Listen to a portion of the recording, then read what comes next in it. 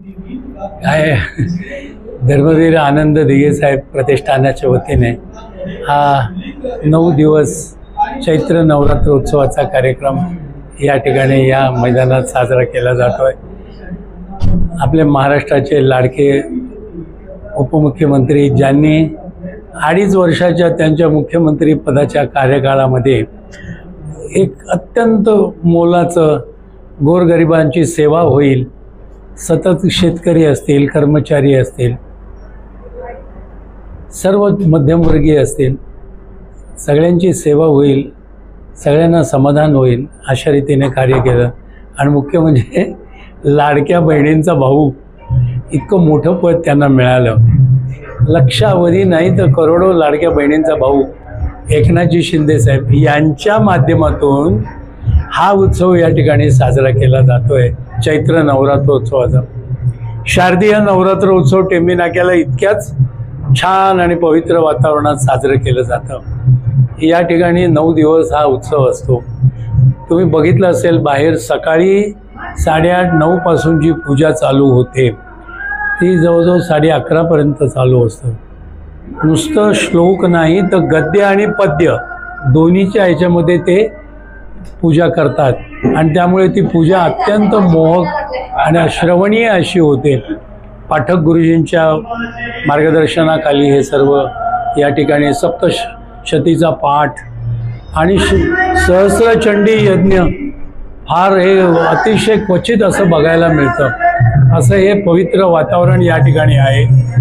आम्ही तर बाबा धन्य होतो या वातावरणामध्ये आनंद घेताना। लहान थोर सगळे इथे येतात आणि प्रत्येकाला हा आनंद उपभोगायला मिळतो। तुम्ही भंडारा बघितला असेल, किती मोठा भंडारा त्या ठिकाणी आहे। हजारो लोक त्या ठिकाणी जेवत आहेत। आतासुद्धा रांग किती मोठी आहे हे तुम्ही बघू शकतात। इतकी मोठी रांग त्या ठिकाणी प्रसादाचं लाभ घेण्याकरता आहे। पूर्वी त्या अमिताभ बच्चनचा डायलॉग होता प्रसिद्ध, हम जहाँ खड़े होते वहाँ लाइन से वहाँ से लाइन शुरू होती है। इकडे वेगळं आहे, इकडे जनता की लाइन जहाँ होती है, हजारों लोग जहाँ तादादों में खड़े होते, समझ लेना वहाँ एकनाथ शिंदे साहब जरूर आने वाले हैं और एकनाथ शिंदे साहब के लिए उनको मिलने के लिए ये लोग खड़े हैं, देवी का दर्शन लेते हैं। खूप पवित्र वातावरण आहे हो, चांगलं आहे। आरती किती छान होते, देवीला गाराणं किती छान घातलं जातं, ते सगळं पवित्र वातावरण आम्ही अनुभवतो आहे।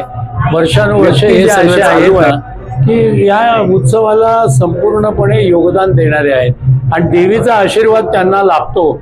त्यांची तब्येत बरी नव्हती कोटवानी साहेबांची, पण बघा देवीच्या आशीर्वादाने ते आता रात्रंदिवस इथे मेहनत करतायत। हे सगळं पवित्र वातावरण आणि देवीचा आशीर्वाद आहे हो। श्रद्धा पाहिजे मनातनं, श्रद्धापूर्वक वातावरण असलं ना की हे सर्व लाभतं। आणि 9च्या 9 दिवस रामनवमीपर्यंत हे सगळं असंच चालतं। रामनवमीच्या दिवशी तिथे केवढा मोठा भंडारा बाहेर होतो। रोज तर इथे चालू आहेच, पण रामनवमीच्या दिवशी आणखी मोठा भंडारा। आणि मग जशी आगमनाची मिरवणूक अत्यंत शांत आणि अगदी ढोल ताशांच्या गजरामध्ये, परंतु अत्यंत शिस्तीने अशी जी आगमनाची मिरवणूक, तसेच विसर्जनाची मिरवणूक तलावपाळीवरती जाते। केवढे हजारो लोक त्याच्यात सामावलेले असतात। खूप छान वातावरण असतं। आम्हाला खूप बरं वाटतं। शुभेच्छा।